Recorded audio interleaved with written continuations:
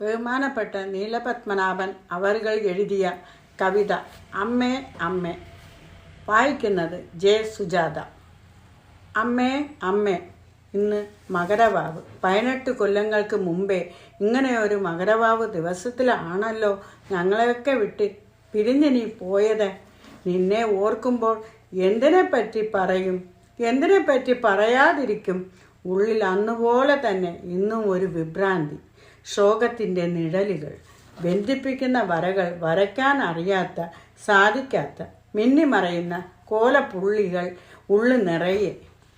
Cooking gas, cooker, mixer, grinder, അലക്ക് machine എന്നിങ്ങനെ ഉള്ളവ ഇല്ലാത്ത കാലത്ത് വീട്ടിലെ പല പ്രായത്തിലുള്ള കുട്ടികളുടെ രുചിഭേദങ്ങൾക്ക് അനുസൃതമായി പാകം ചെയ്ത് വിളമ്പാൻ അണയാത്ത യാഗാഗ്നി ജ്വാല പോലെ സദാ കത്തിക്കൊണ്ടിരിക്കുന്ന അടുപ്പിലെ തീനാളവൊളിയിൽ ജ്വലിക്കുന്ന അമ്മയുടെ മുഖം. അടുപ്പിലെ പാത്രത്തിൽ ആഹാര സാധനം തിളയ്ക്കുമ്പോൾ മലക്കരക്കാരി വരുന്നുണ്ടോ എന്ന ആകാംക്ഷയോടെ അടുക്കളയ്ക്കും തെരുവ് നടയിലേക്കുമായി ഓട്ടവും നടപ്പുമായി വെപ്രാളപ്പെടുന്ന അമ്മ.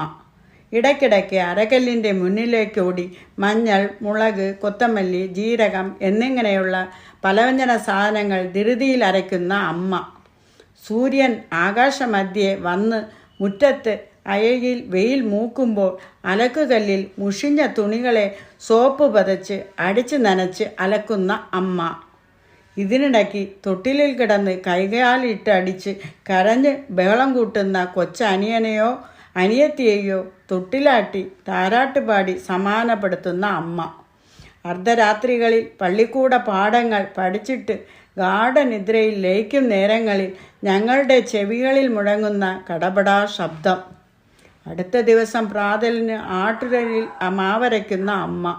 അവസാന ശ്വാസം വരെ ജീവിതത്തിൽ എതിരേണ്ടി വന്ന വല്ലാത്ത പരീക്ഷണ ഘട്ടങ്ങളിൽ പോലും കടുത്ത യാതനകൾ എല്ലാം ഉള്ളിൽ തന്നെ ഒതുക്കി ആരെയും ശപിക്കുകയോ ശകാരവാക്കുകൾ പറയുകയോ ചെയ്യാതെ കുട്ടികൾക്ക്, ഞങ്ങൾക്ക് ആത്മവിശ്വാസത്തെ ഊട്ടി ശുഭപ്രതീക്ഷയോടെ തളരാതെ ജീവിച്ചു കാട്ടിത്തന്ന അമ്മ.